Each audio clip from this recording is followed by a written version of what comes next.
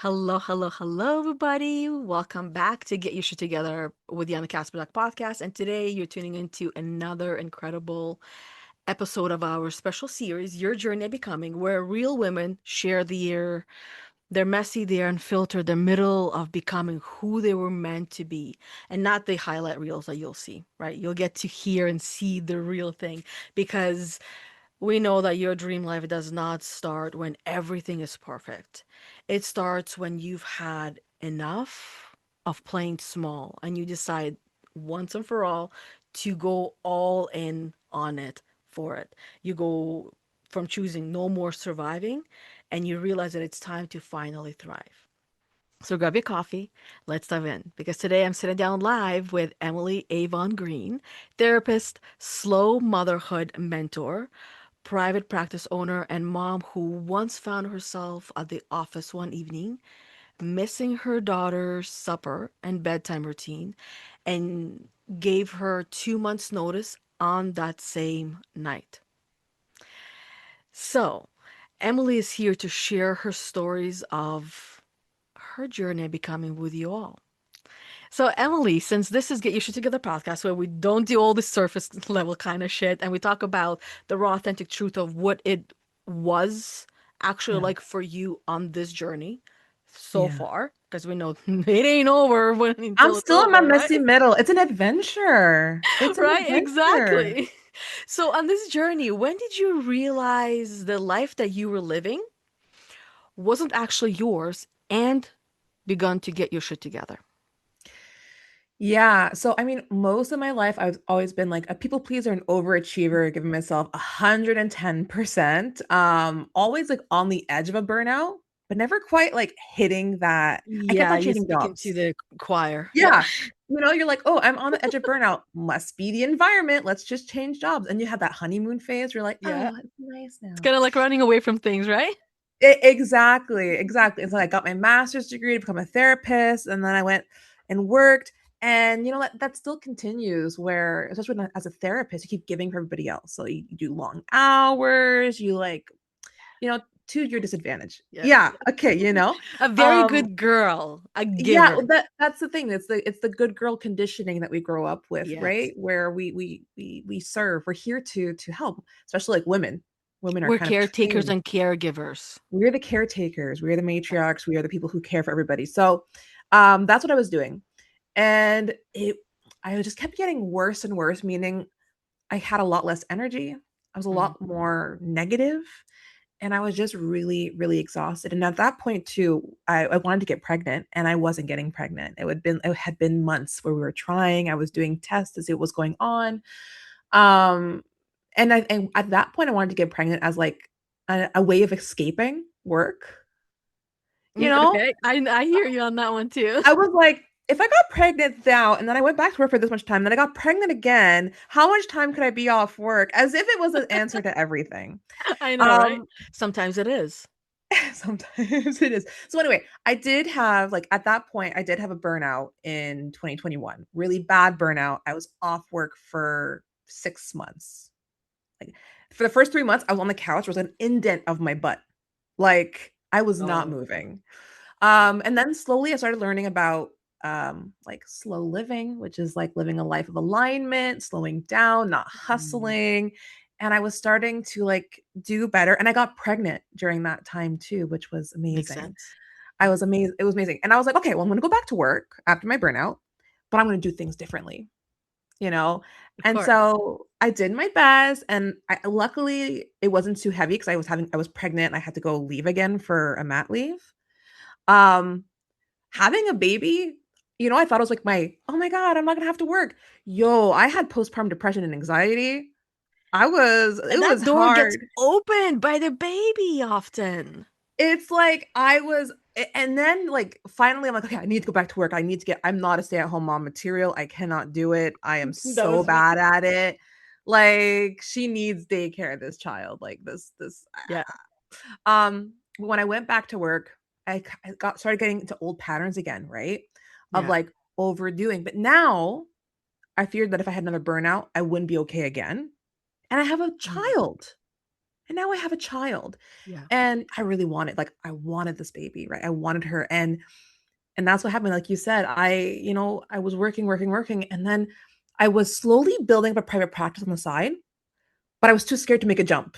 Of I don't know course. if that Who isn't? that fear comes up, right? You're like, oh, Yes. stable income. I want to stay here, private practice, your Security, own safety. business. Yeah. Ooh.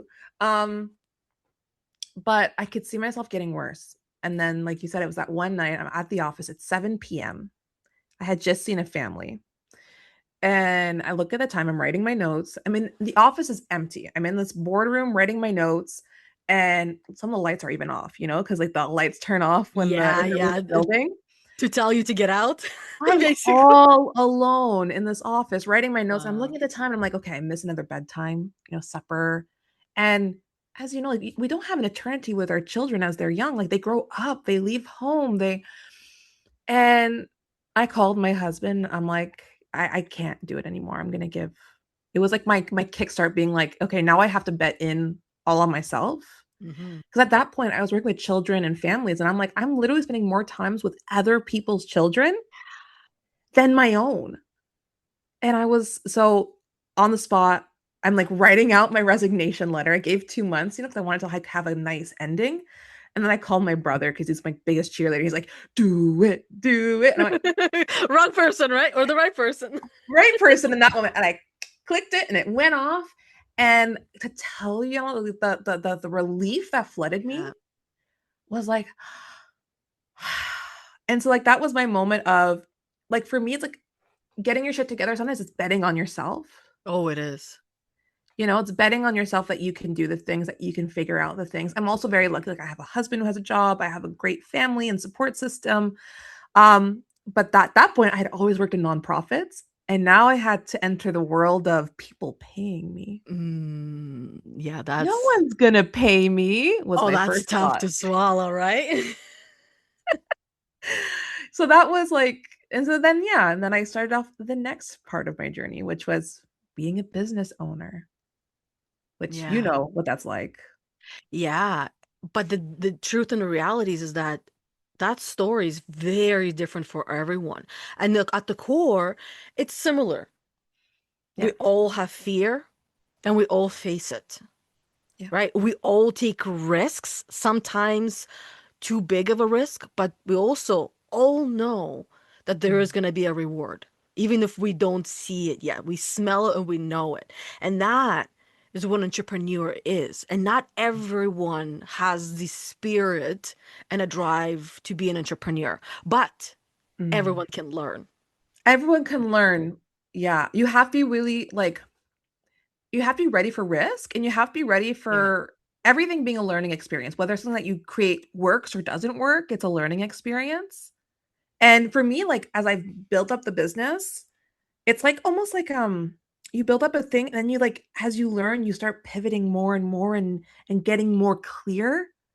And then it really opens up opportunities for you because when you're working for somebody, you're like strapped, right? Into Yeah. what you can do. When you're an entrepreneur, you can like you're like, I want to do something. You can just create something. It's But that like can be the biggest challenge as well, because now you're it like, can. all of these possibilities. Watson was telling you earlier, I must have a coach that will reel me back in because all of these possibilities, but Yeah. yet, how many bodies that can do it? That is a problem too, especially if you're like an overachiever, a high achiever, Right? or a multi-passionate person, which I am. Yeah. So I've definitely I hit a lot of roadblocks. Like the first one I hit when I became a business owner was I started strapping myself to the desk like I used to do at work. So a work is an Mhm. 8 hour day, so I should be in front of my computer for 8 hours. Yeah. Eh, I no, couldn't do it either. no. But it's like figuring out. So yeah, I've tried a lot of stuff, and some stuff hasn't. But I've never put to the detriment of myself, right? Like I try Yeah. things, and I soft launch, and then I see how it resonates, Yeah. and then I learn. The only thing is like sometimes there's a couple of things that I put on my plate where I was like, ooh, that was not a good idea. And it was usually ones where I'm having to work for somebody else. So I'm teaching college courses, which is Mm. great. I'm a contractor, but I can't just do my own thing. which Mm, is hard. I enjoy the freedom still. of entrepreneurship a bit too much. Yeah, no, I get that as well. The phrase that comes to mind is, I think Tony Robbins is the one who said it. It goes something along the lines of, when you get to the island, when you go all in on something that you want, you literally burn all the boats and all the ships. So there's no way going back, Yeah. right? And often, like, this is where I've even found myself when I'm struggling in my business, that window that opens up that goes, ooh, you can go and do this for this person, for that person, for that person, and work for somebody else.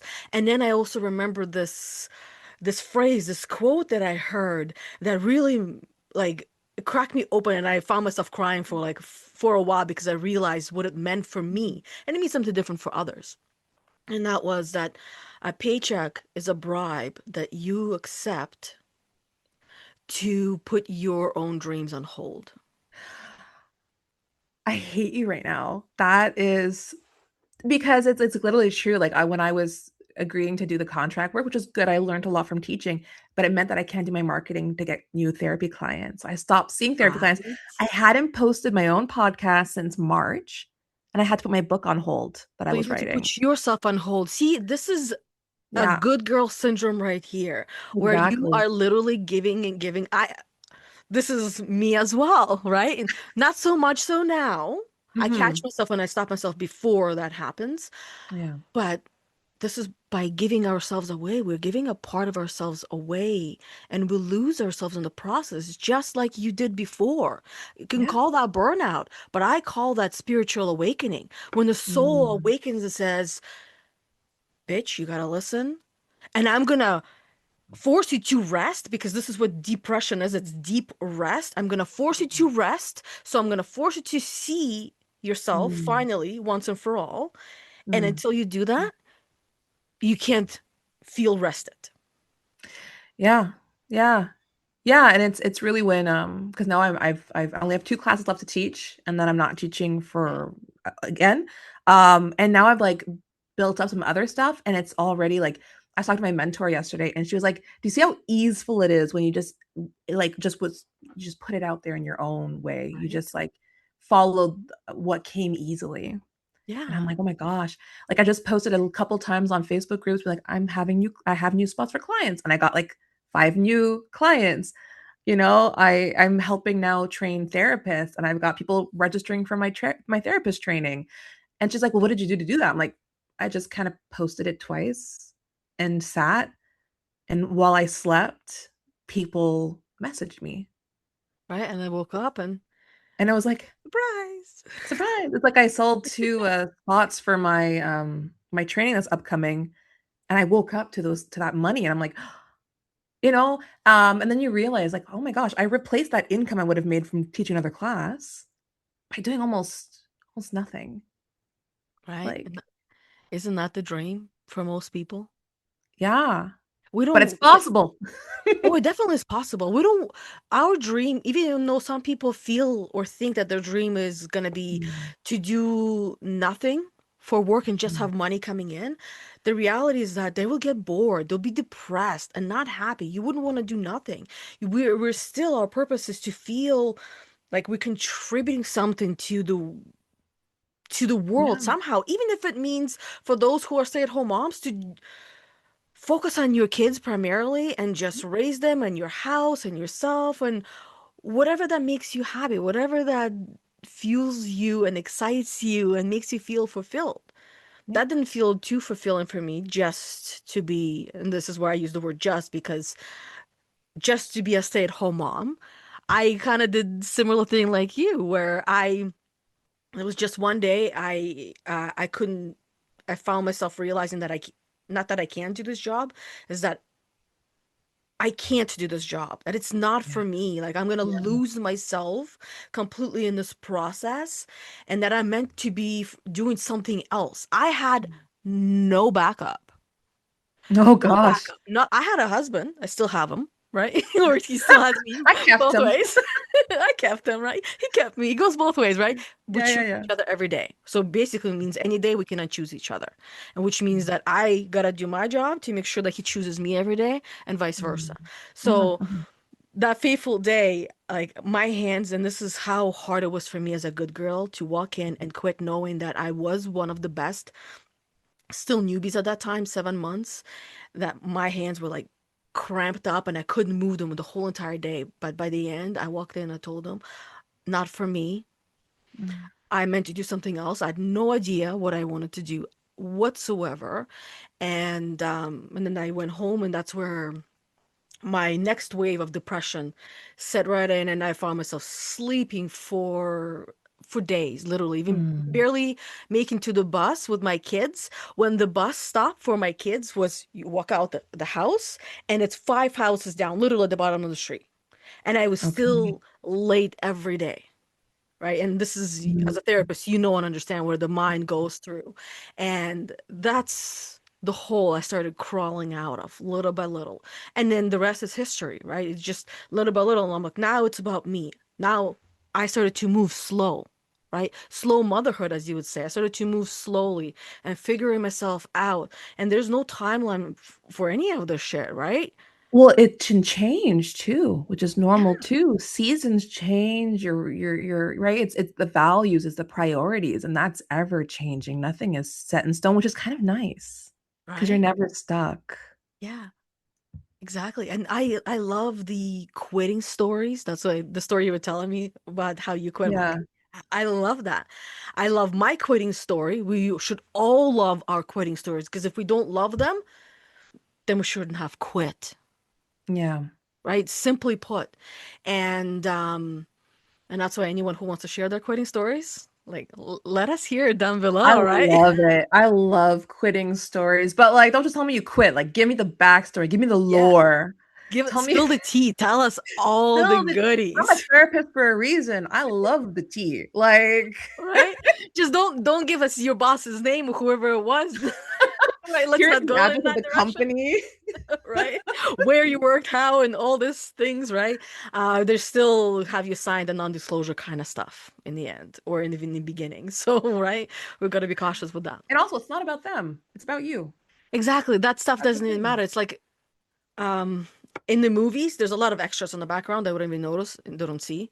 It's kind of Yeah. like that. Those are just the fillers that are Yeah. not that important to It's the just, rest yeah. of the world. And that is the truth, right? To us Yeah. individuals, like I can tell you the different people that I worked with and the essentially the damage that they've done, Yeah. but in reality, it's not the damage, it is the opportunities they have given me to become better and stronger in those places where I felt broken. Yeah. How else Yeah. would I have known, right? Yeah. Yeah. You learn a lot from these events. I think when you can see them as learning opportunities, that's when it doesn't hold you back as much. You don't get No. stuck in the past. Hmm. Which I, and I also could talk about lots of things, but I think anybody who works I know, somewhere, right? if There's a you're working with lifetime anybody, there. if you're working with somebody, it's like living with somebody. There's always going to be stuff that happens. Of course. So, I mean, because like living even with your partner, you're like, oh my God. Sometimes. We all have good days, we all have bad days, and we all have horrible days, and we all have amazing days, right? And Yeah. it's especially like with partners, it really, or with any relationship, I Mhm. think it's important to know how you fight Mm. and then how do you come to a resolution after? Because those things are what matters the most in the relationship, any relationship, even with mother Yeah. and daughter, right?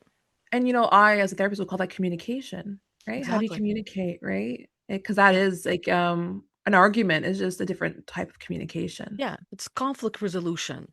Yeah. But Yeah. none of this shit is being taught at school. So we come out of school, and then our parents weren't always the great examples, No. right? Or their parents weren't. We all learned from the monkeys that raised us, right? Monkey see, monkey do. Of But course, I'm referring to myself as a monkey too, if just in case of mom listening, nothing personal. oh my gosh. No, but it's also true, like, because I work with moms, right? My specialty is moms who are experiencing burnout. And they're like, I don't know how to help my child regulate. And I go, of course you don't. You don't know how to regulate yourself because you were never taught. Like, how Exactly. can you expect to teach someone else something that you were never taught And we and teach never by observed? showing and by doing. Yeah. So right? that's what I do with the work. A lot of the moms is like, yeah, we focus too much on the children. Sometimes we have to focus on the parent, right? It's like, what can we do to like help with your capacity, help with your emotional regulation, help you set Yeah, boundaries, and then just by virtue of that, it exactly. creates co-regulation for the child, right? And a Oh, better I agree. environment. I So, also use an example of you watch Cesar Millan, right? I'm sure we all know Cesar Millan at this point, the dog trainer guy, oh, we right? yes, yes, So Cesar Millan will always say the dog is not the problem. You mm, are, right? And with going through my journey of becoming, I learned that my life is not the problem. It's me, yeah.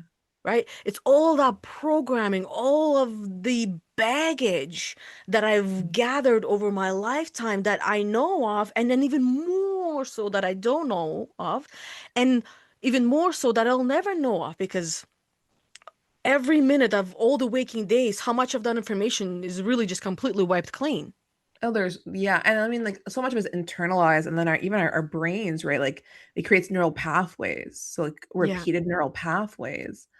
Oftentimes I call like when I'm with the younger generation won't get this, but I call like a lot of our thought processes like a record on repeat Okay. Yeah. because it just like repeats and you're not even aware of it. It's kind of just in the background. Yeah. But It's we do need to bring it looping. into awareness, right? So that we can then observe it, question it, and then change the narrative. Yeah. Yeah. So, So my next question for you is because I love the whole concept of death and rebirth, okay. Hmm. especially as spiritual awakening. This is a big part of that, where we go through this process of death and rebirth when a certain version of us dies, Mm. so that next version of us can be reborn and then live. So what would you say was the version of you that had to die so the woman that you are today can finally live? Yeah. Well, the version of me that thought she had to do it all by herself, like I Mm, was my own island, and yeah. that I had to prove myself to people Yeah. and that I had to be viewed in like a certain way. Like, because as a millennial, like, because I'm a millennial, and a lot of it's like, Yeah. well, millennials don't work hard, they do this, they do that. And so I felt like I was always trying to prove myself. And even in school, because when I was in school, my father was very ill, and I was doing very poorly in school when I was in primary, to the point where they wanted to send me to like a specialized school. And even the person who was assessing me said, don't bother putting money aside for her. She's never going to go to university or college. You'll be lucky if she gets like a good enough job, What a you know? program they gave you. Oh my Yeah. God. And so I was lucky though. Like my stepdad was used to be a teacher, and my aunt's a teacher. And they were like, no, no, Emily's smart. She's just like having things at home. And I had a lot of perfectionism. So I had a hard time finishing tests. I kept Yeah. erasing and rewriting and erasing. But it was like, okay, you'll prove him wrong. And so I was always like, I had to do well. I had to do well. I had to be going to university in the first wave. And then, I had to be up there. I had to get like a designation when I graduated and master's degree. I had to be like the best. Um, it's exhausting. It's exhausting to always have to be Yeah. the best version of some of yourself and to get recognition from other people who don't truly care, like you. So I had to kill off that version of me, that young version of me who was just looking for that approval and kept saying like to herself, like, I'm smart, like, look at me, I'm smart, I can do this, I'm smart, like, I bet on me, I'm Right. smart. um and so I had to yeah, I had to kill that off, and now, I am smart. I want to like I know I'm smart. I don't have to prove anything. I like to share. I like to connect. I have friends and family that I pull in to support me because Mm-hmm. you can't live this life by yourself, and humans are not meant to do it by themselves. We're social And, creatures. and asking for help is a strength. So Yes, it's it is. it's but oftentimes, that little Emily, that's what my therapist and I call her, my little Emily comes up, and then I have to like mother her and tell her like, I got this. You're safe. We're okay. We've Yeah. got this. Yeah. Yeah. I love the awareness of when the little Emily comes up because not everybody's aware that we're here, we're walking around at, for me, 40 years old, right? I Mhm. don't want to say your age in case, I'm like 33. 33. So I keep forgetting 32, 33, but I think it's 33. I know those years I was also forgetting what age I was. Because there's so much happening, right? Yeah. Even now I still forget. Anyways, because I just turned 40, that's how I remember. My husband was trying to make a big deal. We're big 40, big 40. What do we do? I'm like, let's get a new car. So, right? I mean, we It's your got a like your car. midlife crisis is a car? No. Well, no, because we need to replace a car, right? It's time for it to go. Anyways, it's like 20 years old. And my Yeah. husband, I call him a car doctor or a car surgeon. He's a Okay. mechanic Okay. and Okay. Yeah. or a motor technician. So many different labels, but I prefer the fancier labels because Yeah. what we speak into the universe will come. Just Mm. saying. So, right? And so he took really good care of the car, but it's still like you can't run away from rust or you can't drive away from rust. It'll follow you. Yeah. And it's time to get a new one. So we got a new car and then we had to get a new car garage door as well because our 16-year-old daughter tested the strength of it. No, she was testing the gas pedal instead of the brake by accident. Oh my gosh. So that was on Mother's Day, and Uh, my reaction to it, and like that's why I even made a post about it because my reaction to it, this is not like who I am. I ran out, I lost my shit, and then only to like see my 16-year-old daughter and my husband beside her, right?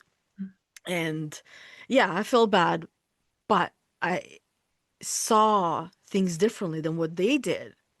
My mm, reaction wasn't to what they witnessed while they were mm, still laughing and giggling, right? Because they had a different experience. Mine was yeah. inside the house. I heard everything shake and move to like things moved in the garage and Yeah. the bungalow, right? Yeah. So, like to a point where our attic lid, and it's like a really thick lid and just put into a hole, popped right open. So the impact was pretty big. And that's for me, like, I watched a lot of these funny videos where people drive into garage doors and all of a sudden I'm like, this is not funny. This is scary. Yeah. It would have been Right? like So the there was shock. there was a version of me that died in that moment. And that's the Mm, version that I got to share in the post. mm, That that's not who I am. Even one of my friends, she goes, that's not you, Yana. You don't respond in that way, right? yeah. Because they know me, they recognize me, and then this is not me. Yeah. But the best thing we can do is not hide ourselves because, as you were talking about those little versions of ourselves, little ages, at what age did we decide that truth was scary? Mm, yeah. That we're going to be punished for that truth.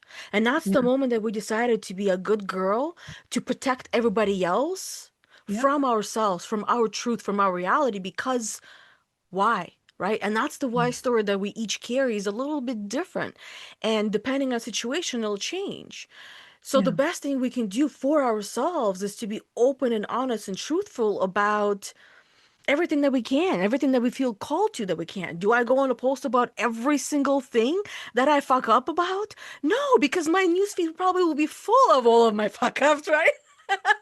But at the same time, you call I've them got fuck ups or you can call them, this is how I'm getting my shit together, bitches, right? And then I messy, I literally share like my messy kitchen sometimes being like, this is what you see on social media, that part of the kitchen that's clean. And then here's what my kitchen actually looks like most of the time. right? Oh, Exactly. Showing the other part of that. Like the other day, I was doing a card because I do card readings in my Facebook group on Mondays. I'm sitting there and I'm like, let me just show them my pajama pants that, not everything that yeah. you see is what it is. Then I'm Yeah. sitting here looking presentable from the top, and at the bottom I have pajamas. Today I don't. I have nice tights on my legs, so I won't show them. Oh, This you're good. I have doesn't like matter. gray sweatpants on. Gray sweatpants for me in case I had to get Right? up. And and that's the thing, and that's the truth and the reality, and I guess the word that comes to mind is the opportunity that we have as entrepreneurs. And as we go through this journey of growth, evolution, this dying and, death and rebirth, we Mm, are met with different versions of ourselves throughout our life at different ages and different stages. So when we are being triggered, because this mhm. is what happens, we go through the world. Today I was driving and there was really slow people on the road and I was really triggered and annoyed. And I know this is one of my triggers sometimes Yeah. because I am the type of person that wants to go, go, go, go and get there as fast as I can, Yeah. right? Okay. Instead of slow down, Smell the damn roses. Don't rush. And that's what I'm constantly being reminded, because that's the older version of me that wants to make everything happen like this. Yeah. Even though this version of me knows that things can happen like this overnight or Yeah. in any second, that version of me wants to get there faster so we can skip this middle part. But the middle part is the journey of becoming. It is the journey, right? So it's this idea of like instant gratification. A lot of that comes from Yes. social media and our phone and all of that. And like I mean, Clean like in kitchen pictures. yeah, in entrepreneurship, they call it like, you have like there's like a you go, oh, this is so fun, so fun. Wait, this is actually really hard. This is actually really hard before you can get back to it's called the Yeah. dip, Yeah. where you get back up. But a lot of people stay stuck here in the dip because they're like, Yeah. well, this is not the dream I was sold, of being rich and a millionaire. But like you have to enjoy the dip, Yeah. like that's a big part of it. And I think like when I think about slow motherhood and I think about slowing down and all of this stuff, I think the issue isn't that, it's not that we relapse into like doing what we used to do or that we get triggered. Like those aren't the issues. The issues are that we think that that's a problem and that it makes us less than. It's recognizing Yeah. that those things are going to happen, but it's what you do afterwards. It's when you recognize it, when you take the steps, because you are like, I call it like, it's like a relapsing into the past way you were. And something like you Mm. said, a trigger might happen or a season might come up, or you just Yeah. get lost in the sauce and you start like autopiloting your life. Yeah. And that you're not a bad person for doing that. It's not like you failed at slowing down. You failed at no, you're a human Yeah. with a history, but it's what you do afterwards. When you notice it, you're like, okay, what can I do to help myself? What can I do Yeah. to move past this? It's the awareness piece that I think is the saving grace It in definitely it. is. Yeah. Because once we know something, we can't unknow it. Once we understand something, we can't ununderstand it. Once we see something, we can't unsee it. That's Yeah. why if you don't want to see things you want to unsee, don't look at those things, Yeah. right? And when you were talking about the dip, right? When we go through the dip, I refer to that as a roller coaster ride. Literally, this is what our life is. All feels like that. And when we're at the bottom, um, right? When you know you're going to be going to the top, it can feel also scary. But Yeah. what can happen sometimes is that when we stay in that dip for too long, Mhm. little by little, it can become our whole personality. Yeah. It's so hard to do entrepreneurship. I never get enough Yes. clients. It's not for me, right? It becomes like, yeah, it becomes a personality, like you Yeah. said. It becomes like a chip on our shoulder that we carry. It's a chip, because I realized that at one point in my life, I was wearing that chip, that badge of Mm. honor, that I am suffering and I'm good at suffering and I can suffer. And then learning little by little that pain is inevitable. Like life is going to be Yeah. not necessarily full of pain, but it's going to have pain in it. But Mhm. suffering is optional. And there are Mhm. numerous and countless stories throughout human history of people not choosing to suffer, even given the Mhm. circumstances where they were at. Yeah. Oh yeah. Yeah. I mean, there's people having still having loving families and babies in war zones, like so, Yeah, of course, there's some things that are outside of our control, but of it course. also comes with like you said, it's like the mentality of it. And yeah, when you have like, when you can see that the possibilities, I feel like sometimes with some clients too, I'll talk about with them, they can feel like they're stuck, like there's no way out of it. This is the way it's Yeah. always been, this is the way it's always going to be. Mm-hmm. Right? And so what I often say is if you don't think change can happen, you won't create the situations for change to occur, right? Exactly. Yeah. So you Because have to believe that change can happen so that you can create the situations. And you're never stuck. As a human, like you're never stuck because even if you lose your job or this, that, and the other, you have a lengthy experience of work or you have your own gifts. And so if something doesn't work, you can pivot. You yeah. are the asset. Like I was like you're the asset. So when I quit my job and I started entrepreneurship, I wasn't as afraid because I'm like, I have a master's degree and I'm a therapist. I could go do a lot of different things, you Yeah. know? I'm not, and even like my husband, he has a bachelor's degree and he works like a team lead for a tech company. he could be a team lead anywhere. Like you're Yep. never you're never stuck if you believe in you and you take care of the asset because Yeah, you you are. all that Without this, without experience. the health, you Yeah, can't do anything. that's true. Right? Health is the most important. And then everything else we already know. And we have so much knowledge and tools and skills that now utilize them in the way that you want to utilize them. Yeah. Right? So on your journey Mm, of this becoming that you'll continue to be on, so continue. far, what would you say that you have realized and caught was the biggest lie that you were living that felt normal until it Mm. broke you? You know, for me, I think a lot of us buy into this hustle culture mentality, Oof. Yes. right? Right? We The grind lion, and the lion shine. mentality. Meanwhile, the lion doesn't do shit. He waits for the females to hunt for him. So freaking true. But it's like this idea of like you have to do it and like you have to be everything. So it's like hustling is not just like work, which it can be, but like for women, because I'm a feminist, Yeah. for women, it's not just you have to work. You have to work like you don't have children and have children like you don't have work. And like the Yeah. expectations are on you. And there's an expectation that you should meet all of these things in an Yes. equal manner and that yeah you're gonna be tired and you're not gonna have time for yourself and you're gonna kind of be resentful and it's just a normal piece. Hell to the no, it's not normal, it's not it. I like the words, like words have power, right? So Yes. just because something is common, right? Having a difficult motherhood, difficulty at work, being exhausted, over that is common. It is not normal. We have Yes. normalized something that should not be normalized. Very well said. Yeah. So And I that's agree my with that. like a big thing where it's like I realize like why the frick? Why the fuck? And also, why the fuck am I working so hard for us to fill somebody else's pockets? Who doesn't even give a shit about me? Why are you building somebody else's dream? Right? What the heck was I thinking? I could Are have you been aligned with their dream? No. Then no. don't give them your time in exchange for money. Don't take the It's the same bribe. it's the same thing of like when somebody like is judging you, like they'll judge me for being like a slow motherhood and all this. It's like, do I want their life? Would I trade spaces with them? I would not Right? trade spaces with them. So why the fuck do I care what they're saying? Sorry, the swearing is coming Oh out. no, this is where it's allowed. Listen, my kids can listen to this and be like, "Yep, there's my mom." I've asked for advice online, and this is also a great example. I've had people where they would tell me, and literally it was just one and a half person. And I say half because one was really clear about it, and the other one kind of hinted at it. Whereas I Okay. can say one is like straightforward, and the other one is too much of a good girl, like I Yeah. am, right? And that's a Yeah. good thing, right? Until you don't use it properly.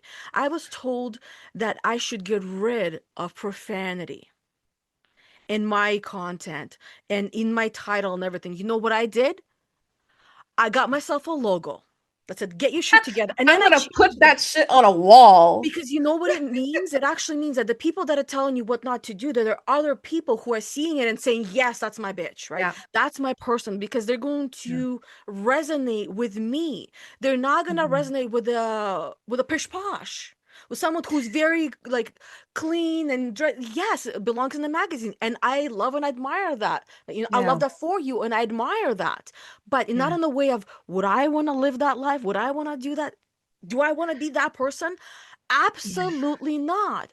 I'd rather be that person that gives me the half truth. Well, also like because when you're like, well, I swear, and even with clients, I swear. Like I don't swear. Well, actually, I will swear at a client. I will. I'll be like, bitch.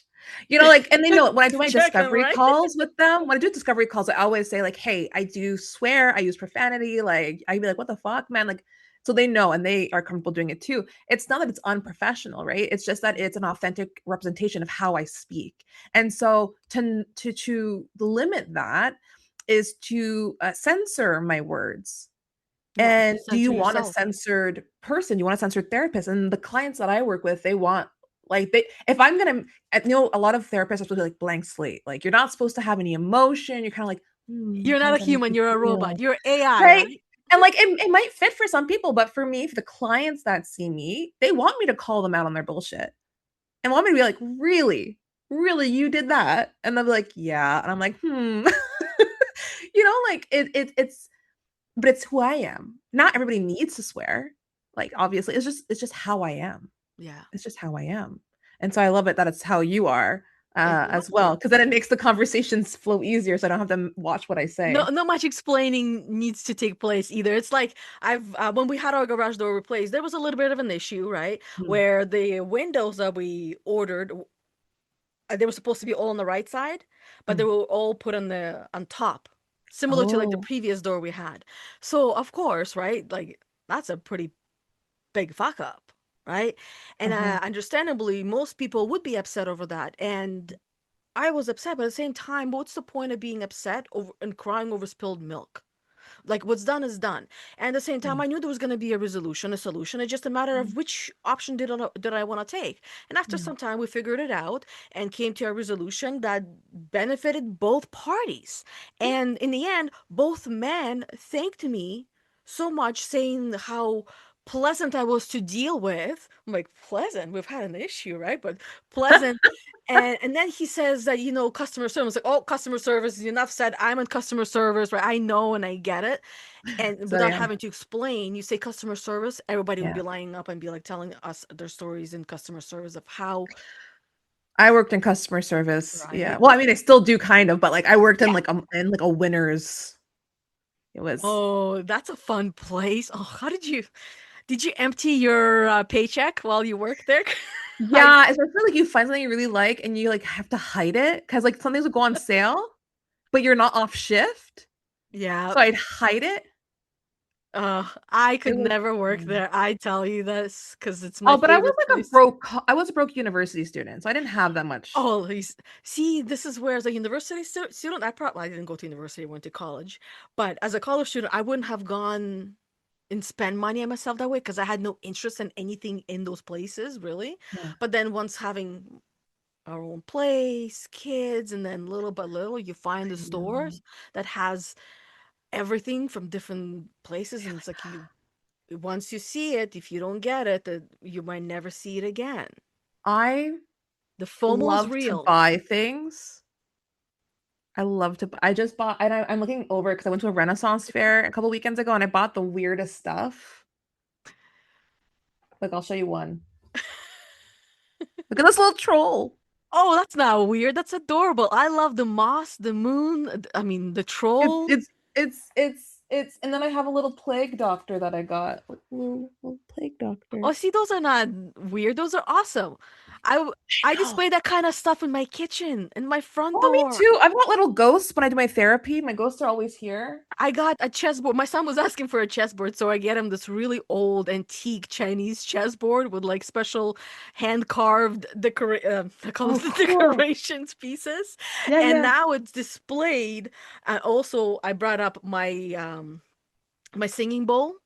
Oh, And the yeah, boys yeah. started playing with it. So I'm like, okay, I'll bring other things up. And I got, I call them pitchforks, but tuning forks, Yeah, right? yeah. I got some tuning forks. So I laid all that out. And all of that we have, as you walk into our house, and we'll have the little table there with the Chinese Nice. chessboard that looks so beautiful and decorative. Well, the singing bowls and the little gong that I got that Yeah. it's like, that doesn't I really love belong it. anywhere, but why not?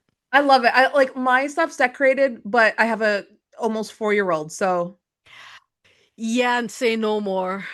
I already told you my youngest is 13. I mean, we had that conversation of, the third, and when you were saying, like, when your mindset was of having a child so mm, you couldn't get out of work, yeah. that was my mindset. The moments that I Mm. wanted to see yes, that was the reasoning behind it. And I just, like, Mm. that's not the reason for It's it. not the So reason to that's why have I a still have child. not said yes to a third, and I don't think I will be because Yeah. not my mind has not been changed over the past 6 years, and I feel bad because my husband wants one. And I know some people will be like, "Have the third, have the third." They're gonna be sending me some memes now and Oh things. my gosh. But Oh, literally people I'll go into like a subway lineup with the baby with my daughter and be like, another one? She's so gorgeous. You should make another one. I'm like, are you gonna help? mm. Are you gonna help me? Like, Are you gonna um, be the nanny now? Oh, thank you for free. You don't say. yeah, I'm like, oh my God, this is so nice. Thank you so much. No, I'm one and done and I'm so happy though. Like, but never know. Maybe down the road I'll want another one. But right now I'm like super happy. She's so much Well, fun. let's see what your husband says because I felt kind of one and done after our daughter because we had a Yeah. miscarriage of the twin girls. So, Mhm. like, Yeah. there was still a little bit of that fear of Yeah. what if. And part of me was done, but my husband, like, no, no, you always said at least two, right? And I always did say Mhm. at least two, and I wanted to, the at least is being the good Yeah. girl, the polite girl, and using the word Yeah. at least for the benefit of the other person, knowing that they would want three. So using that language, we all do this sometimes. Yeah. When in reality, two was always my number, right? That's why we have Mm. two here, two angel babies, and Mm. right, we're Yeah. okay. I mean the royal we right here. I'm Well, I okay. mean, you are also the vessel. Yeah. Like my husband, like we had a really hard pregnant. I had hard pregnancy and a really hard delivery. So I had an emergency C-section and all that. And so he spent Mm, time thinking I was dying and everything while he was still holding our baby. So yeah, he, that's he would be happy either way, but I'm the vessel, right? I'm the one who'd be yeah, carrying. And he is like, I don't know if you could like mentally handle all that. I'm like, yeah. I don't think I can. I really don't think I can. See, I know the truth, and you know the truth that we can handle anything and everything. But the other truth is, do you want to? No, like it would be a lot. Like I don't want to go through the depression of the pregnancy again with the sickness. And then I have to get another Yeah, C-section and that was a bit yeah. traumatizing. And then I'm prone to postpartum depression and anxiety. Mm-hmm. Me too. And I am healthy now and Well, happy and I have my body. You know when you like you I'm it takes a while for your body to become your body again, right? yeah, still And I'm working on it. it's still actually it's been shown that like the hormones and all that can affect you like 7 years postpartum. Yeah, Right? especially I took So, antidepressants after we had our son. I'm still on So, antidepressants. Woo! right? Like, because it's hormonal. Like, that's the thing. It's not just like, just feel better and get some air. It's a hormonal thing as well. Like, it impacts you create a body in your body. Like, Yeah, that's incredible. But also now I have wicked scar. I'm like, I feel like so cool with my right, scar. I'm like, and I see her and I'm like, I made that. And I'm like looking at her, she's so tall. I'm like, how the heck did I right. make Well, that's that? what I had to take her out a different way. Yeah, yeah. She was too big. She wouldn't come Yeah, out. They were like, I was like, yeah, I made a big baby. yeah. See, I have a friend with similar story as you when it comes to the delivery. Mm, And she has a son. She too did not want to have a child. And mm, now that her son is 9 mm, and she just recently lost her father, she actually decided mm, to have a child before she lost her father, but then she lost her father and now she's definitely like wants to have a mm. child. And she Yeah, did not want to because of all the stories that she was carrying and at the same time wasn't ready until now. And she actually thought that she never like she's like, nope, nope, yeah, nope, I'm done. Like one and done. yeah. And she did not want to have it again. I'm like, I feel like I'm like trying to change your mind here. I'm not. It just the stories seem to be like similar, and I It have is. examples, and I feel so called to share them because for Yeah. you might be like becomes more clarifying as nope, nope, nope, or being opened up maybe one day if and if not, And right? you never know. My brother Mhm. and I, we have don't have the same dads. We have 13 years age difference. Wow. Yeah, my mom had a hard time getting pregnant with me, and then she later on when I was like third, yeah, then she got pregnant with my brother, and yeah, we have a 13 year age difference, Wow. which is That's a big intense. He's like in university right now, and I have like my family. She's like, this is wild. Like and that's what I I'm, was thinking. If I had another one now, it would be by that time my daughter would be 17. She's a yeah, December baby and she was born early. She was supposed to be January 11th and she was born yeah, December 18th. On my last day of work, I was supposed to going into work and I remember even like just such a baby calling my assistant manager and saying, "I think I'm in labor." Meanwhile, my water broke, right? And I have contractions. I think yeah, I'm in labor. So I don't think I'll be coming in tomorrow. yeah. And you don't think? But yeah, that was a Yeah. fun journey. It was due to stress at work. Mm. right? We all know how Mhm. stress can work Yeah, on the it can body, impact I especially mean, the women. stress impacts the physical Yeah. body, right? And So vice versa, yeah. and that's literally what happened because all that stress leading up to that Thursday evening where Mm.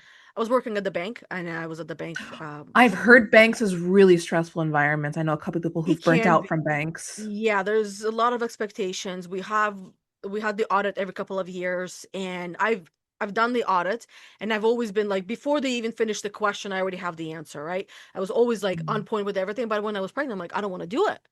Yeah, Like, fair. Yana, you have no choice. You're the best, blah blah blah, right? Like you Yeah. have no choice. And so that fateful evening, went in, did the audit, couple of hours later, sleeping, my water broke, and we're going to the hospital, Wow. right? Wow. I was a really good girl. I always Yeah. did what I was told Mm. until not, recently, but not that recently, where I started Mm. to learn how to say no. And the best thing I've learned is that no is a complete sentence, I love saying this. Yes, no is a full sentence. You don't have to say more. right? It's you don't have to That's over it. explain. And women, we tend to like think that we have to over explain to like so people won't like be hurt or they'll like think Yes. something else or we think it's like So there's no, no misinterpretation, but because we explain, that's what we happens. over explain and then they're like, oh, they're Yes. over explaining. Why are they over like you literally? Yeah. I'm like, if somebody wants to be like pissed at you, they'll just be pissed at you no matter what you say. If somebody Yeah. chooses to misunderstand you, they'll misunderstand you no matter what you say. Exactly. So, And like, save your breath. yeah. Like, And say less. That's a reminder for myself, Yana. Say less. As yes. if you're standing in front of a judge sometimes. I've had to, yeah, for a red light ticket. Oh, it was so scary. So scary being in trouble for a red light ticket. Oh my God. Uh, I got, without saying much, I got some money off of it. I didn't even Yeah. have to go, but I'm like, I'm gonna go fight because I have to. But I did it, and yeah, survived it. No, sometimes people think that no is like a bad word. I actually have a YouTube video I made about like saying no, how to say no. That but it's actually like a strong thing you can do because you set your Yeah, boundaries and people actually respect the no the more you actually do it yeah, because it's better to say no when you can't do something than to say yes and like not be fully there or fully fulfilled or fully, and yeah, people respect the no. You'll be surprised. You'll be yeah. surprised. And sometimes people would not respect the no followed with an explanation why. They much rather not hear the excuses or reasons. And those that do, they're listening to the information that you're sharing so they can use that information to get a yes out of you.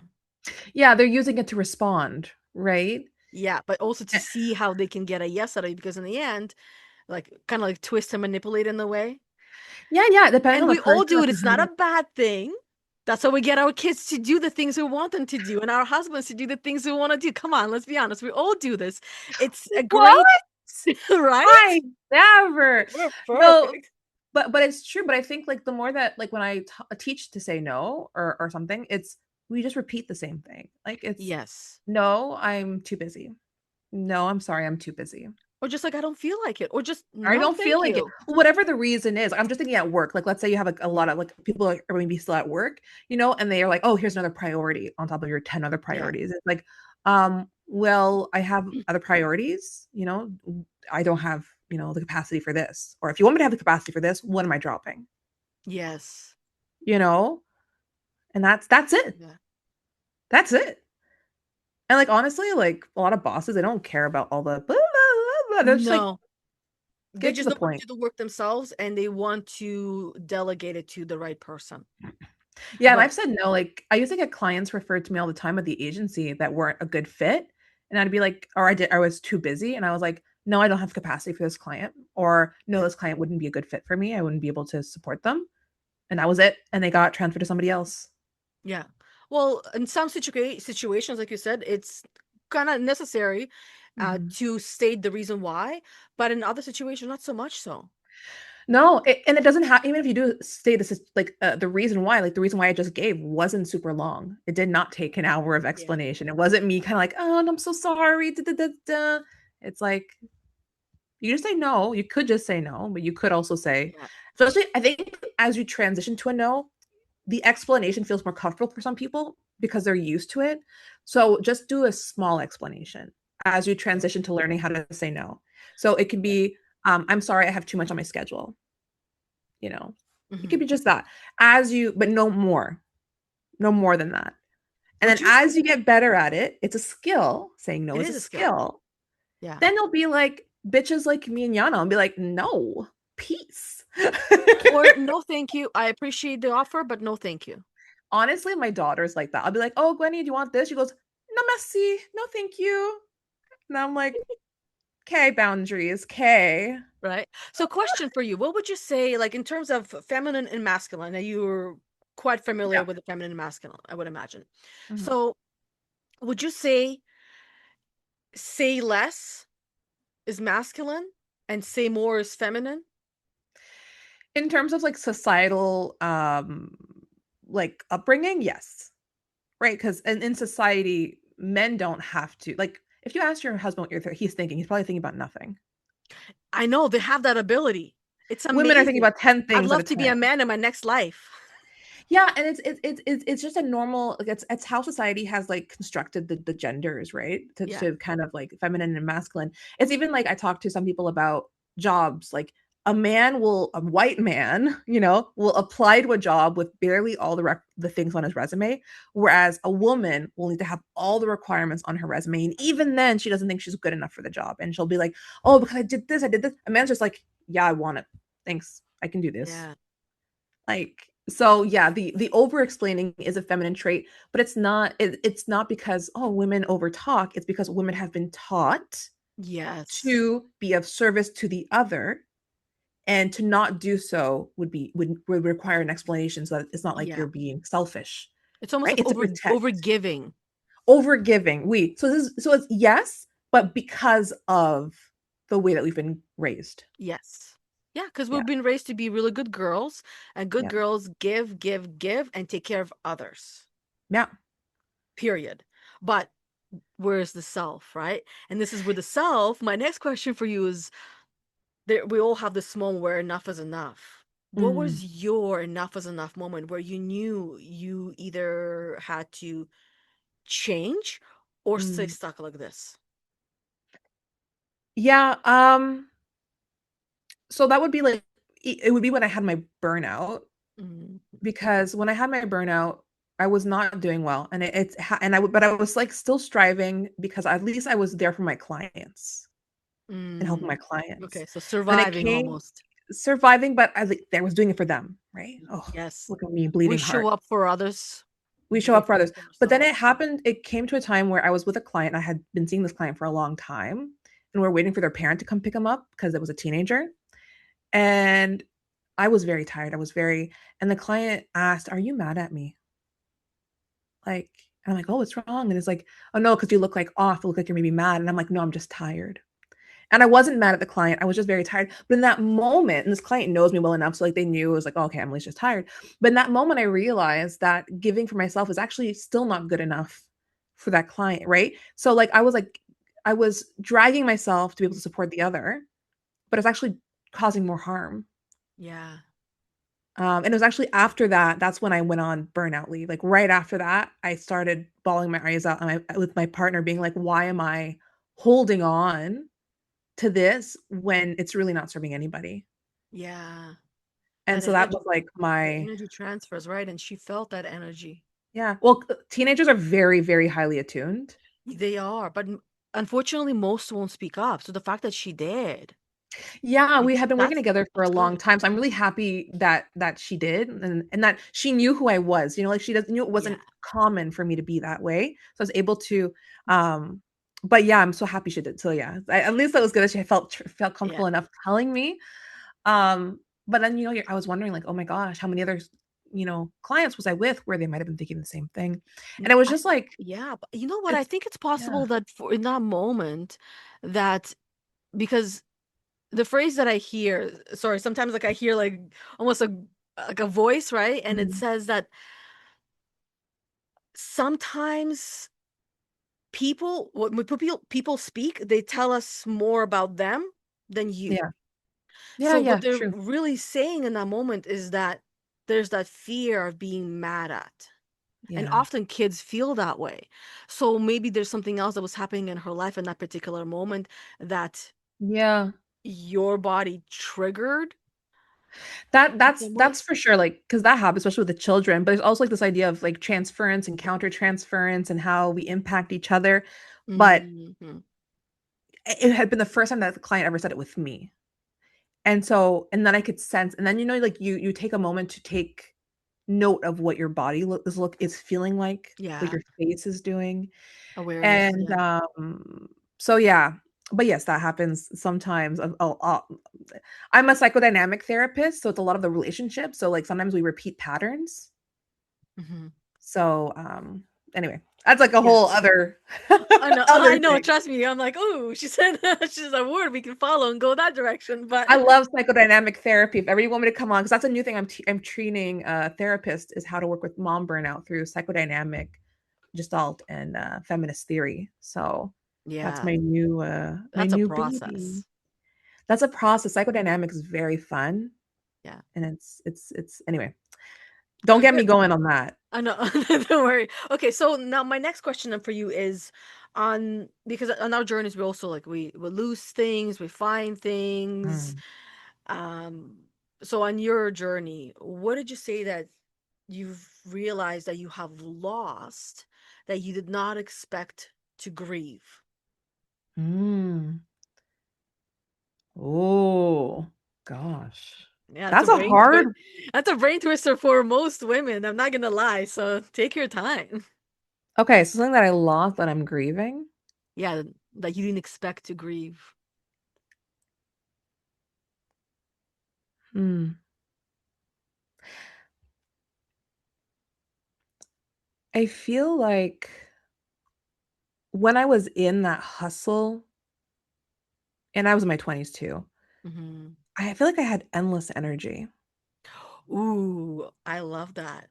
Like I could do it all, late nights, Yeah, weekends. And I don't know if it was because of the mentality, but also because of the energy you have in your 20s. Um, And then, slowly as I started embracing a slower lifestyle, I let go of that anxiety that leads to the energy and that energy. yeah. But also when you become a parent and you come in your 30s, you also do lose some energy. So I do miss that boundless energy, but I do not miss how the energy would affect my body Mm, because the energy was tied to anxiety of proving. yeah, So it was like I was constantly on edge and anxious. And so now my body feels a lot more fluid, but I do miss that energy, especially when my daughter is like having a lot of energy and I'm like, I just wish I could match her, yeah, but I can't. And that's okay. yeah. But I do grieve that. I grieve that energy that I once had. I agree. I haven't heard this one before. Oh, And yay. right, I love these new realizations that women have with this brain twister of a question because we never know what comes out. And I feel like a lot of women would resonate with losing that energy in their 20s. I refer to that energy as the masculine energy, though, where Yeah, it's yeah, like I would literally agree. like go, go, go, 24-hour cycle energy go. And this is the reason why women are the ones primarily getting burnt out by the age 30 or closer to 30 Yeah. because there's so much in their masculine on this Mhm. 24-hour day cycle completely be not being taught about the 28-day female cycle, which Yeah. is different than the I 24-hour. mean, even the seasonal cycles, right? Well, Like, that's honestly for me, that's how I understand the female cycle is literally like the season, the 4 seasons. And here in Canada, we have a magnificently long winter and short summer, but I obviously, yeah, last winter I put too much on my plate and then I was talking to my mentor and she was like, "This doesn't align with your energy." And I'm like, "You're right. I should be in like for me, I need hermit learning mode." And then this time of year is when I start like having creative energy and I want me to make too. things. I want to but then I like, well, I'm in this energy. I'm like, "Oh, let me engage for things that are going to happen in the winter." Don't do that. It's like that was like probably like I'm gonna create things and they're gonna launch in the winter. No, no, no. Winter is for like That even was bad. Hibernate yeah. in the winter for me. I need to Yes. hibernate and like just like kind of be, and then I can create later on. Right after usually the New Year's is when the winter begins, Ugh, yeah. right? Because we gotta be available for everything and everyone around December. And then Yeah. in January, that's what's like, okay, everything slows down. We give some love in February, you know? Yeah, yeah, yeah. Oh, March, it comes March and April, you're just like crawling to the finish Crawling out line. of the Oh my den. God. And that's literally how we feel every single month, where we Yeah, go through this winter. Normally, the winter is when the bleeding is, yeah, right? And then the spring, the yeah. summer, and the fall. And the fall often is when we start to feel like a little lost, confused, disoriented, because Mhm. how do we feel right before winter? Kind of like that, Yeah. as we're Yeah. And I gathering mean, like in the things. fall is very death and rebirth, right? Like if you Yes, think about, especially certain part of the yeah, fall when the veil is yeah. so thin. That's what the Halloween is all about. It's the I love veil Halloween. being really thin. And yes, everybody goes outside, but really we're meant to be going inside, Internally, yeah, this is when I have within. my think days and my stuff like that. And Yeah. no, it's true, and it's true, and I like that, like the idea of like the masculine versus the feminine in terms of, which is what I've been trying to do for myself, is getting attuned even in the Yeah. daytime, like during the day, where's my energy, you know? Yeah. Because I'm I don't know if you know about human design. Yeah, I've heard Um, of it. Yeah. okay, I'm a I've had a projector. coach with Okay, human design. so yeah, I'm a projector, which means I have like limited energies. Me too. Yeah. And so I'm like trying to figure out where does my energy, and I actually think it's like in the nighttime. When my daughter goes to bed, Yeah. for some reason, I get the creative pieces are in the nighttime. Yeah, for me as well, but I've re-taught myself how not to be an night owl. I'm a morning bird now. And I Oh wake up God. like in the mornings before my alarm, sometimes 5:30. My alarm goes off at 6:06. Teach me your ways. My God. If there's a will, there's a way. It's just a matter of which one do you want more. I wanted to wake up in the morning more and have quiet time by Mm. myself before my kids, so much so that I relearned how to wake up in the morning and go to bed 9, 10, well, yes, sometimes 12, and then still wake up early. Yeah, no, I've gotta work on. There's always something to work It's, on, yes. but do not, and I'm saying this to like the people watching, do not kill yourself over trying to like optimize. Exactly. It's not worth it. That's not what It's getting not our worth. shit together is all about. It's about No. this one thing that you want to do, laser focus on that, Yeah. and until you get there, persist Yeah. until you succeed. There's Yeah. no failure. Failure only exists when we stop, when we quit. And there's no deadline. There's Yeah. no end state, Yeah. And you there's no know? really end result because the end result we get, eventually we'll be complacent with it and we'll want a different end result. Yes, exactly. Like you said, you mentioned like the astronauts, like marathon runners are the same way. People who do Yeah. marathons and like triathlons and all that. It's the same thing. And so just like as much as possible, enjoy the journey because that is where the spark lives, Mm-hmm. Yeah. you know? Now, on your journey, what does getting your shit together actually looks like for you right now in real life? Right now in real life, like I said, I was teaching, so I was a lot. So right now I'm trying to get back into alignment, but I'm Mhm. starting with just making sure the physical body is being cared for. Yeah. So I'm making sure that I'm getting my water, I'm eating consistently, and then I'm getting some walks in. And that is what I'm focusing on. Yeah. And how well are you doing with that? Honestly. Well, right now, my daughter doesn't have daycare because my daycare worker's basement flooded. Now you see, guys, when like shit. When it rains, it pours, right? When So, it's time to so, get your shit together, so your universal challenge. Do you really want this? Show me it's how much. it's hard. No, so like right now, like we're having like I have to juggle with my husband, juggle with my friends, but I'm like, I'm using it as like, okay, my daughter's here, let's make food together. Like eat together. Let's go. I walked her to my friend's house, was watching her. So I walked there with the baby.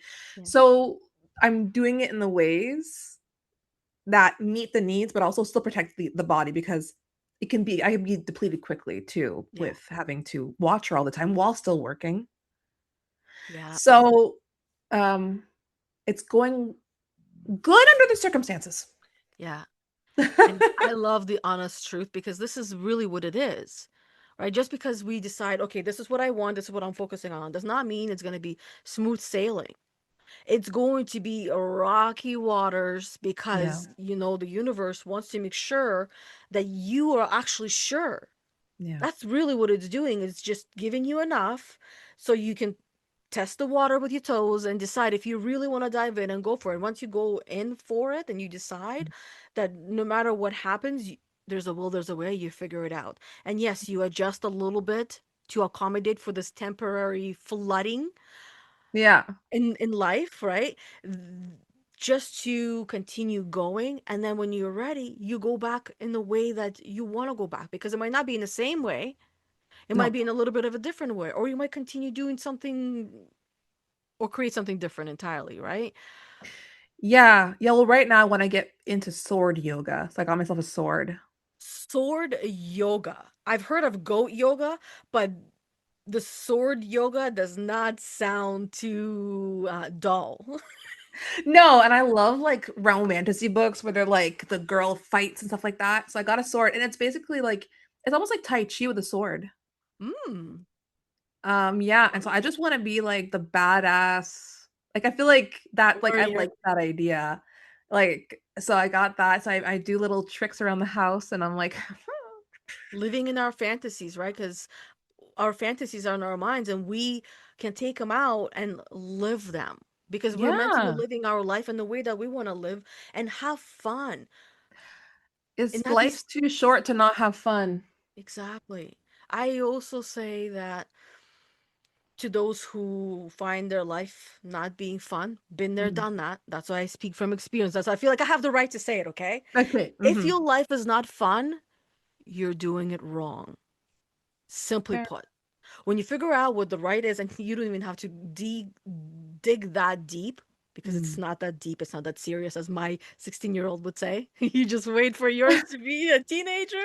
You know what Oh they're my, it's like. You not work that with. deep, mom. Like, It's not that stop being serious. a red flag. I haven't heard that They one yet. haven't heard that one? Stop being a red flag. Oh man, they teach us. Our kids are our Yeah. teachers and they remind us and they anchor us. And I know that you and I were also teachers for somebody else right now. Yeah. And I would love for you to, talk to the woman who's listening right now, who's stuck Mm. in that dreaming, doing, doubting, and overthinking, overanalyzing phase. Mm. What would you say to her that might finally get her to move that she is not ready to hear? She's not ready to hear. Hmm. You know, sometimes we don't move because we think we have to have it all figured out and planned out. Yeah. But honestly, just taking the first step and falling on your face is the best thing you can do. Yeah. It's the best fucking thing you can do. Like, Yeah. don't expect perfection. Don't expect it to work out. Don't e- Just expect to learn and like get back up. Yeah. Like, I think, and I'm not saying that people are gonna fail whatever they're trying to do, but like, and I embrace it. Well, failure is inevitable. Like, none of us learn how to walk the first time we tried. We know. And no, exactly. You have to like fall a little bit to Yeah. learn. And then when you get back up, you see how strong you are, right? When you get back up. And I mean, a lot of people don't fall because they never take the first step. And which means they never learn how to walk. No, Imagine your baby exactly. never learned how to walk. Yeah. What would you And do? like, but honestly, like if you think about like when I teach like the counselors about like therapy, I'm like I can tell them like my first therapy experience when I was a therapist, a baby therapist, and I didn't know what the hell I was doing. I didn't know what the hell I was doing. Like even teaching, I don't know. I remember I had a Zoom meeting for teaching and I accidentally closed the whole Zoom meeting and kicked everybody out. Bye. We're done. I'm like, oops, oops. Like Yeah. but I've made a lot of quote unquote not mistakes, but I've made a lot of attempts that didn't work out, but I'm still further ahead than anybody else that didn't take a step. That's true. It's Yeah. similar to those kids who are scared to get on the bike because Yeah. when they're scared, what they're really scared of is falling on the bike. And this is Yeah. where my husband was the one teaching them physically. Yeah. I was the one teaching them verbally, okay? So Yeah. tell them, like, what are you really scared of? Falling. Okay, get on the bike and fall from it. Get that out of the way because once you fall, you know it's not that scary. You learn how to Yeah. fall and then you learn how to get back up. Yeah. Sometimes you have to lick your wounds, lick them. I mean, literally, sometimes maybe. I was raised True. in Russia, Okay. and Russia were Whoa. raised differently, okay? But it's true. Like there's like for rock, I don't rock climb, but I know for rock climbing, one of the first things they teach you is how to fall appropriately. Yes, right? For one of the things I they teach think us how to fall. maybe that's what babies do because no babies never really tell us why they're falling all the time when they're learning how to walk. Maybe they're really learning how to fall Probably. My so friend that is way they can is learn how to walk. my friend's like trained in that, so she'd probably say yes because she said that she taught her babies how to fall. Like she was helping them See? learn how to fall. So that might be part of it. It's true. It's true. Interesting. Yeah. No, it's but yeah, you have to fall. I mean the Yeah. biggest CEOs in the world. Oh, they're It, really good at falling and they're really graceful about it and they have an ego about it as do you well. know how much They money talk a about it CEO too. they lose money like left, right, and center on taking risks. That's because they have no doubt, they have certainty. Very, Yes. very different. And the mindset of rich and wealthy people is very different. The best way I can describe it to you, it's everything feels free. Yeah. Like that's that's the baseline. That'd be nice. Everything feels free. So losing money, they don't see it as a loss. They see it as a gain. Now, Yeah. most people might not even understand that concept, but that's really what it comes down to. That once you also begin to see that whatever debt that you have and you start looking at it, it's not a debt, that's your education It's an fund. investment, right? They're Yes. investments into yourself. The best investments we can make are into ourselves. If Yeah. you were talking about, I was talking about Caesar Milan earlier, right? Yeah. You were talking about training people, Yeah. kids, or essentially helping the adult Mhm. to train a child. Is that whatever it is that we want in our life starts with us. Yeah. With Yeah. if you want to have a better income, or if you want to get a raise at your job, you got to work on you. You got to become in some ways I'm going to use the word worthy of it, but in a Yeah, the way this is version of kind of like it you. is, right? You Yeah. got to bring yourself to that next level where you actually feel worthy of asking for that raise that you currently do not feel like you're worthy of Mhm. asking, because otherwise you'd be in that office in no time and you'd be just like with all of those wealthy people, the mindset we we're talking about. You'd ask for that raise and you know you're going to get it because you know you're worth it, because otherwise you'd be like, see ya, never, Yeah, because no. somebody else will give that to me. Oh yeah. Now I'm at the point where if I were to have a job and somebody fires me, I'm like, okay. Nobody can afford you. I'm like, no, they can't. They actually can't right now. There's no company that would afford me right now. So, because And my hourly rate is too high. that's what entrepreneurship does for people. Some will, Yeah. and initially it was two people, and then it becomes four people that Mhm. they get to a place where no one can afford them, nor would they want to work for anybody else. Well, that's why I'm not going to teach again, too, is that I can make more money doing less hours of work Yeah. myself rather than doing a job for somebody else. So it's like I could work like 6 hours and make more than I would make in 3 weeks. It's like, Exactly. Then why do that? Why give all that time away when you can do whatever you want to do with that time? yeah, Right? For yeah, me, sending my big slabs of wood that are so probably like at least 100 pounds that I'm like lifting and flipping, sanding that, getting covered in sand. That's what I'd rather do with yeah, my free time than go and make somebody else's dream come true. Because to me, this is my dream. I'm building my dream. To yeah. some people, it'd be like, "Oh, you're playing with wood." To me, I'm building my dream cottage. I wanted a live edge piece of wood dining table. I don't have one at the house yet because now I'm like, ooh, I can have one here. But I'm about to have one at our cottage. Yeah, And I've then been there's seeing you other work on things. it. It's beautiful. Yeah. And in the end, it's worth it. Yeah, But my last question for you, Emily, is please. Yeah.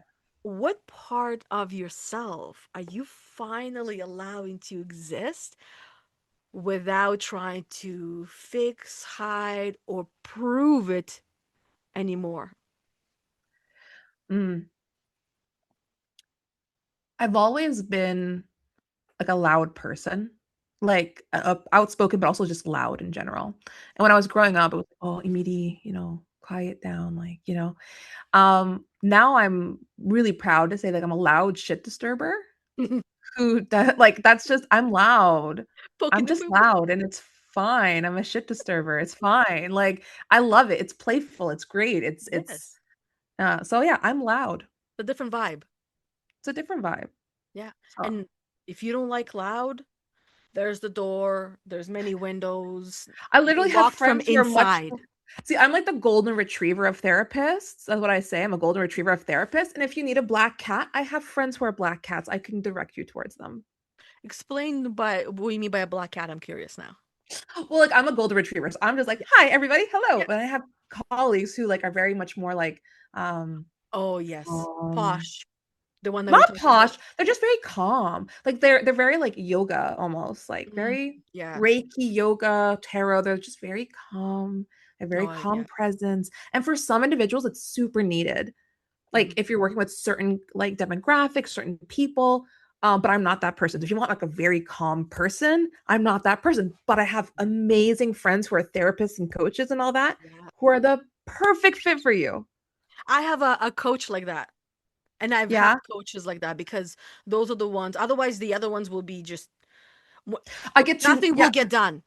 My coach and my mentor and even my therapist, they are They're black usually the cats. opposite. They are Yeah. very calm, Yeah. cool, collected. And I'm like, thank God. Because if you're too, I'm already there.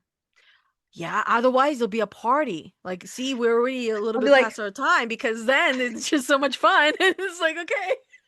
yeah, we're totally But that's what I'm saying. It's like, I could, I know, and I've learned that I've worked with different types of coaches, and I know what works for me. And it needs to yeah. be someone who can take my energy because there's so much to give. Yeah, yeah, and who won't let it like yeah, yeah, I totally agree. I totally agree. And then like the Yeah. clients that I see, either they're like they match my energy a bit, or they're actually like more on the lower end of energy, and they like feed off of the energy that I'm giving. Yeah. But I think that's it. Like either therapy or coaching or mentorship or whatever. Just you have to try people out to see what fits for you, Yeah. and don't just see one person and be like, oh, it's not for me. You The know? person might not be for you, but the actual approach Yeah, might be. And you people just come you have with to a little bit try. of a different approach. It's true. Like I've tried multiple therapists to get to the one that I have now and I've had for years and I love her. Yeah. But it's like you're not friends with everybody. You're not going to be, the Exactly. professional you work with is not going to be, every single one of them. Yeah. So Not it's everybody likes fun. to drink pickle juice as their breakfast beverage. You do that? Your face. Actually, it is. That's it's really good for you. I don't like pickles. Pickles Well, are then, cucumbers yeah. soaked in evil. Well, actually, salt is cleansing and hydrating, and it But has it's electrolytes. Oh, screw the electrolytes. It tastes like poops, man. I had like a student in class the other day. She's eating it. I'm like, are you eating a pickle or a gherkin? And then all the students in the thing were like, a gherkin, a gherkin, a gherkin. Like they're writing in the chat. Yeah. It was just funny. No, you can keep your pickles to yourself. I like dill though, like dill flavoring. Dill flavored pickles? No, just dill, like dill in a something, not Oh, pickles. okay. Well, then, yes. But see, this is where we have different tastes, even though we might be the same, or even twins, for example, they'll have different tastes, different things that they Yes. like and then don't like. And I've, one of us is right and one of us is wrong. No, I'm kidding. I'm I kidding. I'm don't, kidding. right? Well, I think I'm right, but hey, No, you keep no, but it's true. And also like I think it's good. Like my husband likes pickles and I don't. When we have food that has pickles, I'm just like, here you go. both can exist at the same time. Both Can. truths, both realities, both people can exist, both likes and dislikes can exist. We can both have different beliefs, Yeah. not the entire belief system, but beliefs, and live I mean, we in could have peace. entire different belief systems and live like, Yeah. and I love how we're getting deep into a pickle discussion, but it's so true. It's true. And I think like our differences are what's needed in this world, Yes. Because right? otherwise we would know the same. We don't learn from the same, we learn from different. Yeah, exactly. So you can, yeah, it's okay. You like pickles. I'll send you pickled eggs or something. My mom used to make really good pickled eggs. I didn't eat them, but my I my haven't made uncle them liked them. yet. I don't know. I've tried them before, but I haven't made pickled yet eggs yet. But Okay. I actually even make sourdough at home myself. I have Oh. a starter, and I make it so fluffy, so it's almost like a croissant. All right. Well, I heard I'm coming over to And then have sourdough croissants. this is my own homemade pop that I make as well. You're So, so you're so extra. right? I love it. I Thank you. love this. No, honestly, it's because I don't like pops, but I like juices, and I wanted something that was healthy. And I've learned that fermented things, pickled things, are actually really good for our gut. I I know, can like see, kombucha. whenever my husband rolls his eyes or my kids, I'm like, are you looking for your brain? The reason why I'm doing that is because my friend, you'd love her. She's like a stay-at-home mom, but she's like all of that stuff too. And she's like kombucha, and she's like, when I go over, she's like, "Oh, you're sick," and she like makes me a. Right? She's native, and she's like, "Here you go," and I'm like, "Okay." So I'm She rolling would, my eyes because I've she heard probably it. I've knows heard this it. as well, right? It's homemade fruit bug that you make. This is with blackberry. Okay, Blackberry sugar and water ferments for 4 days. You gotta feed it every day. It's like a baby, and then you make pop out of it. My family, my kids, my husband, they all I've love it. never. I make She. Mexican cola as well. The boys Well, love it. you're from Mexico, so No, I'm from Russia. but you said your family's from Mexico. No, we came here from Mexico. You're messing me So up. we I was gonna say flew your from name was Russia. not very Mexican. Sorry? Like your name didn't sound like it was from Mexico. So No, I was no, like, no. My last name is hmm. my husband's. He's half Polish, half Portuguese. I'm originally Oh. from Russia, and that's why, like, that's why you probably thought we came from I Mexico was because like I said confused, we yeah. crossed two borders from Mexico and then into Montreal. Mm. But we Oh. flew originally from Russia into Mexico. My mom and my sister, the three of Okay. us. My dad was already here in Canada. We flew to Mexico, crossed the border, and then Montréal. crossed the country, and then crossed the other border. And that's how we came to Canada. I was 13, the Oh my. ripest age of a girl. Well, like your youngest. Yeah, my That's sister is crazy. 2 years younger, so she's 11. Was 11, not Yeah, but anymore. your daughter's the same age as you were when you crossed. She's 16 now. My son No, is la plus jeune, yeah. the youngest. He is 13. It's a Oh, boy. he, sorry, Yeah. he. Got one of Um, each. Done. one of each. And do you speak French then if you're in Montreal? No, I am because we crossed into Montreal, but now we live in Wellington, so by Guelph, as I was telling you before, Yeah. right? Because we moved a little bit with my parents, Okay. but we initially lived in Mississauga, like not too far from Oh, Guelph, yeah. right? Okay. I was like, if it was Montreal, I would be like, okay, yeah, you probably know French. See, I'm like, Right. I've got no story. I'm like, I lived in Ottawa, and then I lived in Prescott Russell, and now I Yeah. that's And then it. you know what? That's beautiful because then you get to share your story and your journey and show what your journey of becoming was because my journey of becoming is different. I had an True. hour, maybe 2 hours at top to tell all my friends we were leaving the country. I was never going to see them Mm. again. Oh my Like God. there was no heads up, right? And this is where like my programming, why Mm. I close things and I stop doing things before is because I have a fear, a block of arrival. Because arriving to me means everything is left behind, Death and rebirth once more, but it's like, right? oh, So, and this is like just the bird's eye view, right? Of the yeah. journey. Gosh, I don't know if you know anything about existentialism. I've heard the word. You would be interested in like existential therapy. So it's a lot of like looking into it's a therapy, but it's like life, death, meaning in life, all that My good human stuff. design told me not to Mm. look in my previous lives.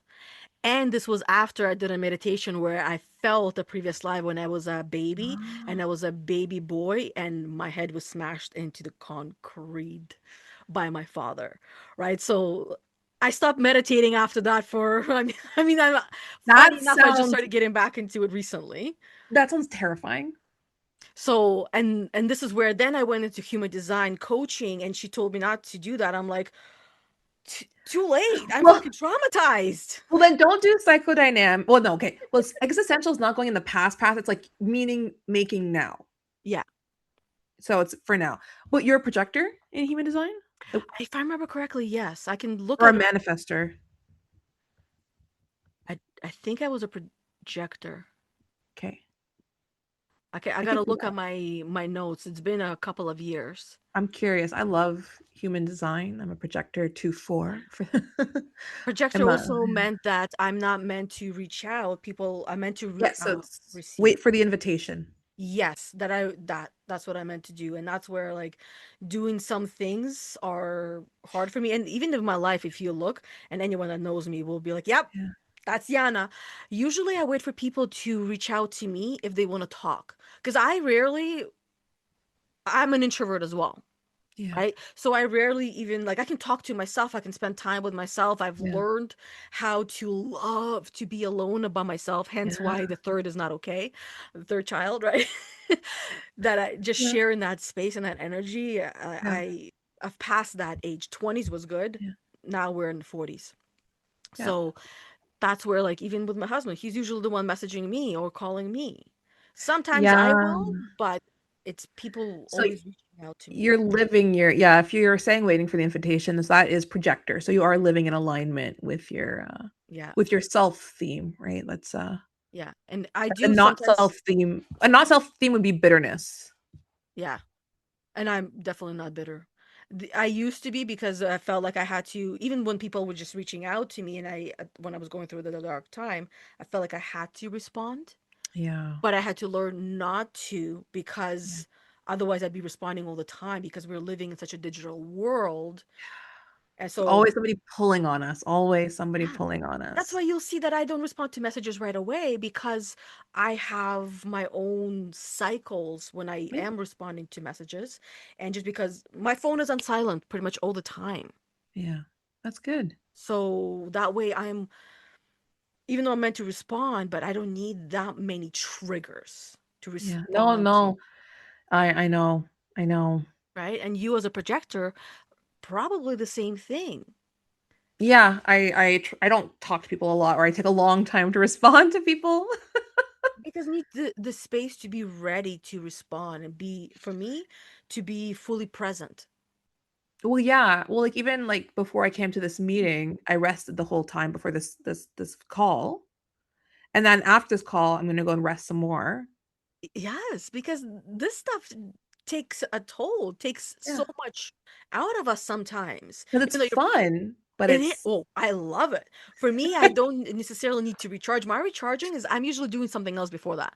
Either I'm making a loaf in the kitchen, or feeding my starter, or my drinks, or cleaning, or tidying up, or the wood, doing getting some things done, or sometimes it is just sitting down. And then obviously right before the call, this is my book end or book mm, beginning.